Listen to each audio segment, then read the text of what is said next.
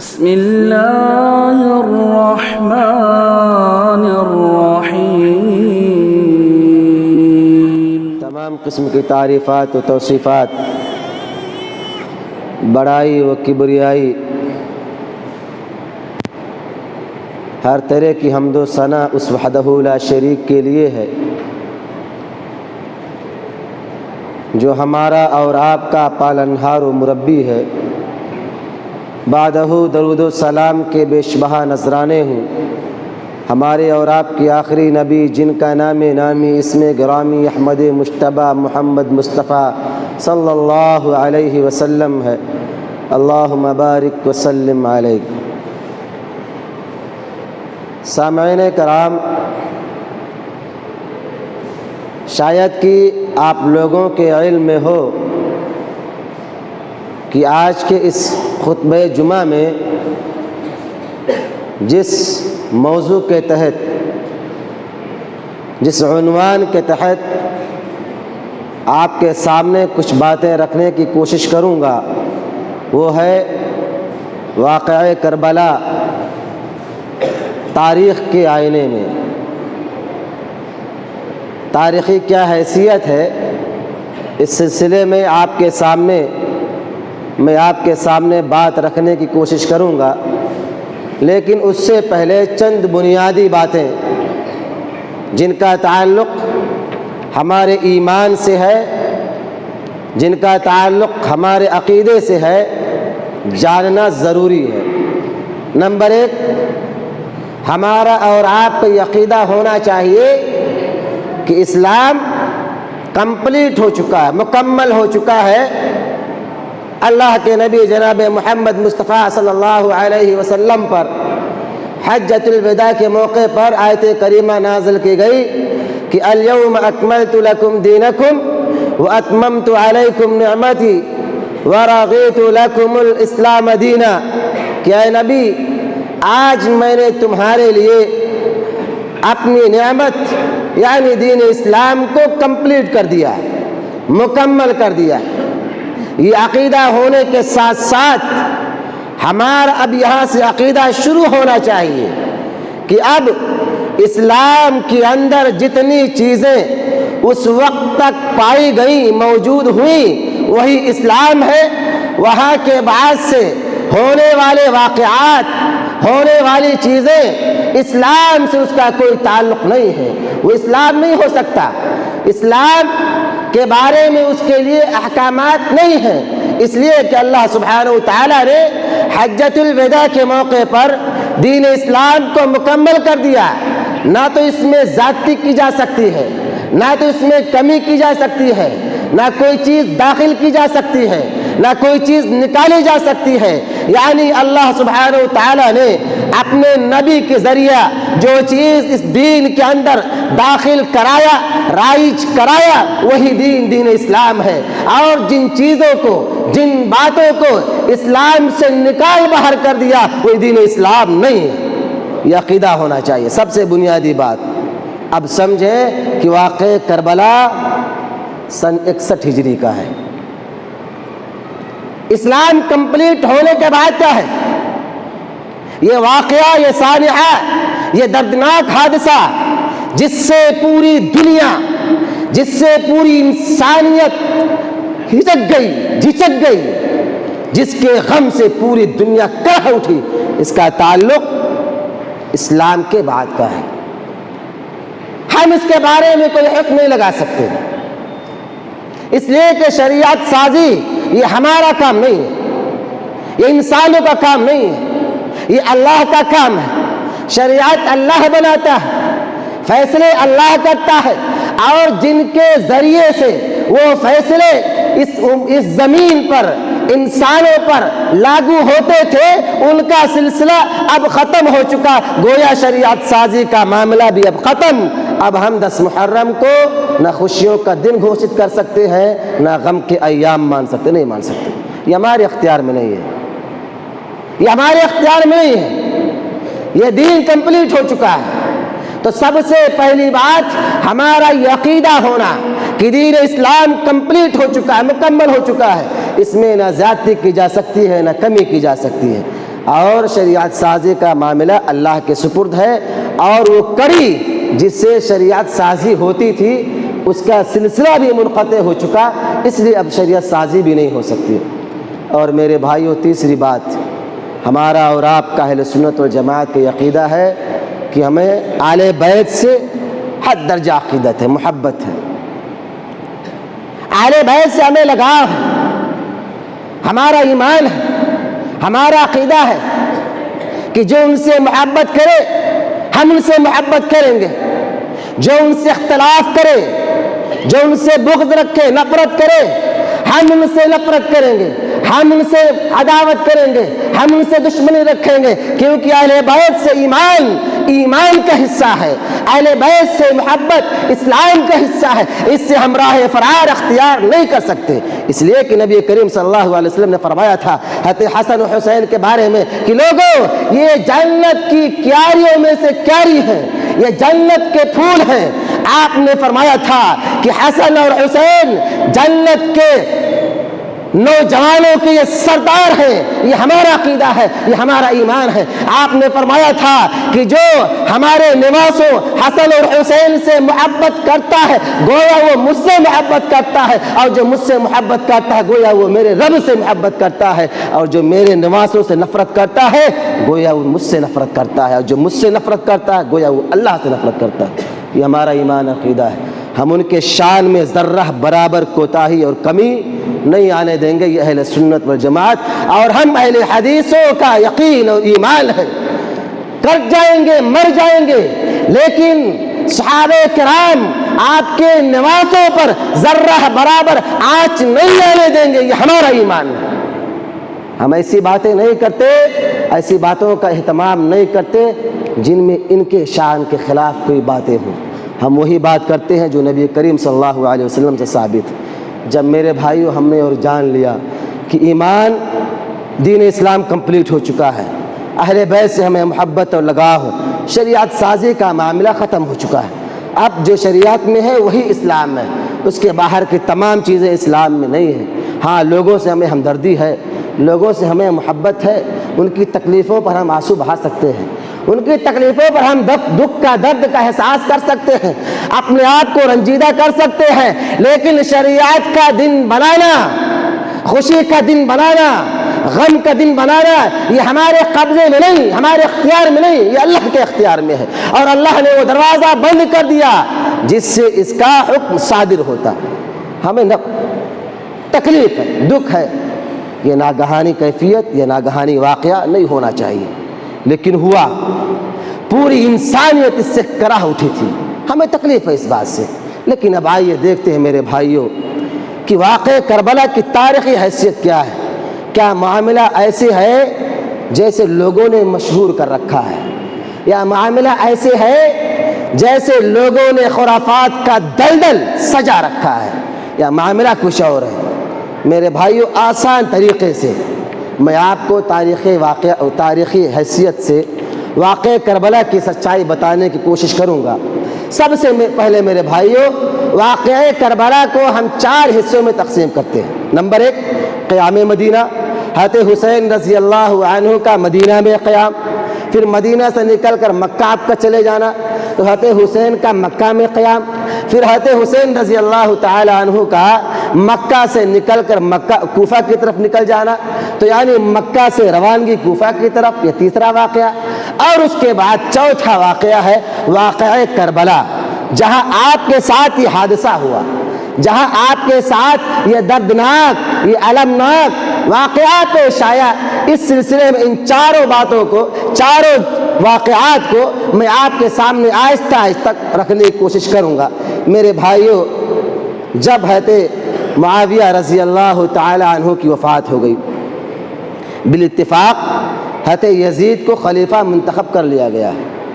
بخاری کی روایت ہے کہ جب اہل مدینہ نے یزید کے خلیفہ اور امیر مقرر ہونے کے بعد حضرت یزید کی بیعت سے انکار کیا تو عبداللہ ابن عمر رضی اللہ عنہما بہت زیادہ ناراض ہوئے، بہت زیادہ ناراض ہوئے۔ انہوں نے اپنے ساتھیوں کو، اپنے گھر والوں کو اکٹھا کیا اور فرمایا کہ جو اللہ سے اپنا وعدہ توڑتا ہے، یعنی اللہ کے ساتھ غداری کرتا ہے، کل قیامت کے دن میدان محشر میں جو بھی غداری کرنے والا ہوگا، عہد و پیمان کو توڑنے والا ہوگا، اللہ سبحانہ و تعالیٰ اس کے ساتھ ایک جھنڈا، ایک علم نصب کر دے گا۔ اس بات کی دلیل ہوگی کہ دنیا کے اندر یہ دھوکہ دیتا تھا، دنیا کے اندر یہ عہد و پیمان کو توڑنے والا تھا۔ عبداللہ بن عمر رضی اللہ تعالیٰ عنہ نے فرمایا کہ ہم نے اللہ اور اس کے رسول کی موافقت کرتے ہوئے یزید سے بیعت کی، قد بایعنا کا الفاظ استعمال کیا کہ ہم نے بلا کسی اختلاف کے، بلا کسی انتشار کے، اللہ اور اس کے رسول کی موافقت کرتے ہوئے یزید سے ہم لوگوں نے بیعت کی، آپ کو اپنا خلیفہ مانا، لیکن اس سے بڑی غداری اور اس سے بڑی بے وفائی نہیں ہو سکتی کہ ایک جگہ ایک مرتبہ آپ پر بیعت کی جائے، آپ کو خلیفہ مانا جائے، اور دوسری جگہ آپ کی بیعت کو توڑ دیا جائے اور آپ پر جنگ سے آمادہ ہو جایا جائے۔ یہ غداری ہے، اس سے بڑی کوئی غداری نہیں ہو سکتی۔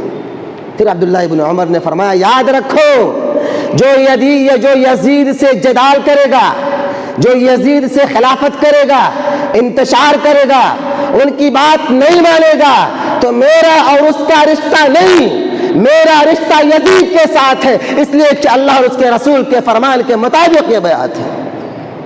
آپ نے یہ خطبہ دیا، آپ نے یہ سمجھایا۔ اس حدیث سے، بخاری کی روایت ہے، اس حدیث سے پتہ چلا کہ اس وقت جس وقت یزید سے خلافت کی بات ہوئی، بیعت کی بات ہوئی، اس میں کسی مسلمان کو اختلاف نہیں تھا، سب نے یک زبان ہو کر، یک بارگی آپ کی بیعت کی، آپ کو خلیفہ مانا، آپ پر بھروسہ کیا، آپ کو اپنا امیر المؤمنین تسلیم کیا۔ اس سے یہ بھی پتہ چلا کہ حضرت حسین رضی اللہ عنہ آپ کی بیعت کے خلاف نہیں تھے، اس لیے کہ عبداللہ بن عمر نے فرمایا قد بایعنا هذا الرجل یعنی یزید، کہ ہم نے بلا کسی استثناء کے، بلا کسی شرط کے کہا کہ تمام کے تمام نے آپ کی بیعت کو تسلیم کیا، آپ کس کے ساتھ بیعت کی، آپ کو امیر المؤمنین مانا۔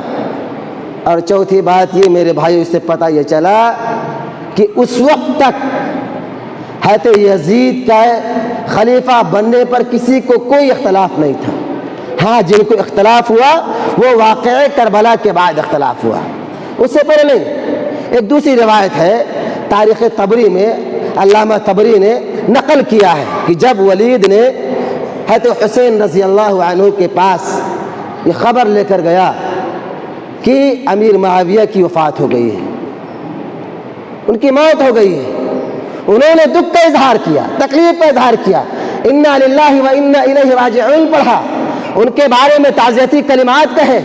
پھر ولید نے کہا کہ لوگوں نے یزید کو اپنا خلیفہ منتخب کر لیا ہے، اپنی بیعت، اپنی رضامندی ظاہر کر دی ہے، آپ بھی اپنی بیعت، اپنی رضامندی دے دیجئے۔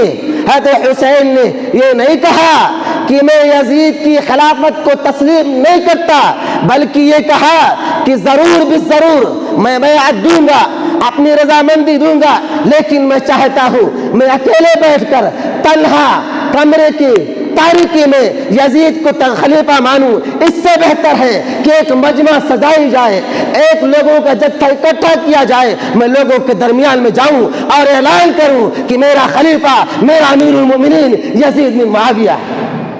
آپ نے ولید سے کہا کیا تم کو یہ بات اچھی نہیں لگتی؟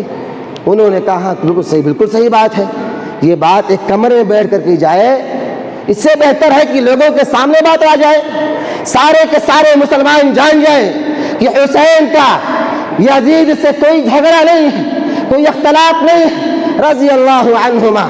چنانچہ کچھ ادھیکاریوں کی وجہ سے، افسران کی وجہ سے بیعت لینے میں تاخیر ہو گئی، چنانچہ راتوں رات حضرت حسین رضی اللہ تعالیٰ عنہ مکہ چلے گئے۔ مکہ آپ ایک نیک جذبے کے تحت گئے، کسی اختلاف کی بنیاد پر نہیں، آپ مکہ چلے گئے۔ اب دوسرا دور شروع ہوتا ہے، ایک قیام مدینہ، جہاں آپ نے جانا، آپ نے سمجھا کہ یزید میں اور حسن حسین میں کوئی اختلاف نہیں تھا، وہ اپنا حاکم ماننے، اپنا امیر المؤمنین ماننے کو تیار تھے، ان کی بیعت سے آپ کو ذرہ برابر بھی شکوہ نہیں تھا، یعنی حسین کو حضرت یزید کی خلافت پر کچھ بھی اعتراض نہیں تھا۔ چنانچہ اب دوسرا دور شروع ہوتا ہے، مکہ پہنچ جاتے ہیں۔ اب مکہ پہنچتے ہیں، یہیں سے فتنوں کا آغاز ہوتا ہے، یہیں سے جو دوسرا دور ہے قیام مکہ، یہاں سے فتنوں کا آغاز ہوتا ہے۔ چنانچہ جب کوفیوں کو پتہ چلتا ہے کہ حضرت حسین مدینہ سے مکہ تشریف لے آئے ہیں، آپ مدینہ چھوڑ کر مکہ آ گئے ہیں، انہوں نے آپ سے خط و خطابت کا سلسلہ شروع کیا۔ انہیں یہ احساس ہوا کہ شاید حضرت حسین یزید سے ناراض ہیں، آپ کی بیعت کو ماننے کو تیار نہیں ہیں۔ انہوں نے خط و خطابت کا سلسلہ شروع کیا کہ اے حسین، آپ ہمارے پاس آ جائیے، ہم آپ کو اپنا امام ماننے کو تیار، اپنا امیر المؤمنین ماننے کو تیار، آپ کے ہاتھ پر ہم بیعت کرنے کو تیار۔ چنانچہ جب ان کے یہ خطوط آنے لگے تو آپ بہت پریشان ہوئے۔ اسی کا تذکرہ علامہ ابن کثیر رحمہ اللہ نے اپنی کتاب البدایہ والنہایہ میں کی ہے کہ انہوں نے کثرت سے خطوط لکھے حضرت حسین کے پاس، اور ہر مرتبہ آپ نے انکار کیا کہ نہیں، یہ بات درست نہیں ہے۔ چنانچہ ان لوگوں نے ان کے بھائی محمد بن حنفیہ کو خط لکھنا شروع کیا کہ آپ تو سمجھدار ہیں، آپ حسین کو سمجھائیے، لے آئیے ہمارے پاس۔ چنانچہ جب محمد بن حنفیہ نے حضرت حسین سے اس کا تذکرہ کیا تو حضرت علی رضی اللہ تعالی عنہ، حضرت حسین رضی اللہ تعالی عنہ نے صاف صاف کہا کہ تم نہیں جانتے، انہوں نے ہمارے بھائی حضرت حسن کا قتل کیے ہیں، ان کا مقصد اصلاح نہیں ہے، یہ مسلمان کی جماعتوں میں اختلاف چاہتے ہیں، خون و خرابہ چاہتے ہیں، ان کی بات پر ہم لبیک نہیں کہیں گے۔ چنانچہ معاملہ اور دراز ہوتا گیا، ان کے خطوط آتے گئے، یہاں تک کہ 2 بورے خطوط ہو گئے جن کا تذکرہ میں آگے چل کے آپ کے سامنے کروں گا۔ 2 بورے خطوط ہو گئے۔ آپ نے عبداللہ ابن عباس رضی اللہ عنہ سے اجازت مانگنے کے لیے، مشورہ کرنے کے لیے آپ ان کے پاس گئے کہ ہمارے پاس ایسا ایسا معاملہ ہے، ایسے ایسے لیٹر آ رہے ہیں، کوفی بہت زیادہ پریشان ہیں۔ آپ نے انہیں منع کیا، سمجھایا، لیکن شاید اس وقت آپ ارادہ کر چکے تھے۔ آپ نے ارادہ کر لیا تھا 3 باتوں میں سے کوئی ایک بات ماننے کا۔ ایک کہ آپ مکہ میں رہ جائیں اور اپنے معاملات کو اللہ کے حوالے کر دیں، اللہ جو کرنا چاہے کرے، یعنی اپنے آپ کو مکہ کے ساتھ اور اہل مکہ کے ساتھ راضی کر لے۔ دوسری بات یہ کہ آپ کفار کے محاذ کی طرف نکل جائیں، وہاں غیروں سے، ظالموں سے، کافروں سے جہاد کرے اور اللہ کے راستے میں شہید ہو جائے۔ اور تیسری بات یہ کہ آپ نے یہ طے کیا یا کوفہ چلے جائیں، کوفہ میں جا کر اہل کوفہ سے ملاقات کریں، ان کو اپنے تابع کریں اور خلیفۃ المسلمین کے تابع انہیں بنائیں۔ یہ مقصد تھی۔ ان 3 باتوں پر آپ کو فیصلہ کرنا تھا۔ حضرت ابن عباس سے آپ نے اس کے بارے میں مشورہ طلب کیا۔ حضرت ابن عباس نے ان کو کوفہ جانے سے روکا، منع کیا۔ تاریخ کی کتابوں میں آتا ہے کہ آپ نے یہاں تک کہا کہ اگر مجھے اس بات پر یقین ہو جائے کہ آپ کی اونٹنی کے سامنے لیٹنے سے آپ کوفہ جانے کا ارادہ ترک کر دیں گے تو میں لیٹ جاؤں گا، لیکن مجھے یقین ہے کہ تب بھی آپ اپنا ارادہ ترک نہیں کریں گے۔ اصل مسلم کر چکے تھے۔ چنانچہ حضرت حسین رضی اللہ تعالی عنہ کسی کی بات کی پرواہ کیے بغیر، کسی کی بات مانے بغیر آپ کوفہ کے لیے نکل پڑتے ہیں۔ اب یہ مکی دور ختم ہو رہا ہے، اب یہاں سے کوفہ کی طرف روانگی ہو رہی ہے۔ آپ اپنا جانے سے پہلے اپنے بھائی مسلم بن عقیل کو کوفہ بھیج دیا معاملات کا پتہ لگانے کے لیے کہ جاؤ دیکھو ان کے اتنے خطوط آ رہے ہیں، معاملہ کیسا ہے، سچ ہے کہ نہیں ہے، کیا ماحول ہے وہاں پہ۔ چنانچہ مسلم بن عقیل وہاں پہنچتے ہیں اور وہاں سے خط آتا ہے کہ آئیے معاملہ بہت سازگار ہے، سب آپ ہی کا انتظار کر رہے ہیں۔ خط آتا ہے، خط ملتے ہی آپ کوفہ کے لیے نکل پڑتے ہیں۔ اب تیسرا دور شروع ہو جاتا ہے کوفہ روانگی کا۔ مکہ سے آپ کوفہ جا رہے ہیں، سر و سامان کے ساتھ، اہل و عیال کے ساتھ، پورے قافلے کے ساتھ آپ کوفہ کے لیے نکلتے ہیں۔ ابھی راستے میں ہوتے ہیں کہ آپ کو خبر ملتی ہے کہ مسلم بن عقیل کو کوفیوں نے قتل کر دیا، آپ کے ساتھ غداری کی، آپ کو دھوکہ دیا، آپ کے ساتھ وشواس گھات کیا۔ اتنا یہ سننا تھا کہ حسین نے اپنا کوفہ جانے کا ارادہ ترک کر دیا۔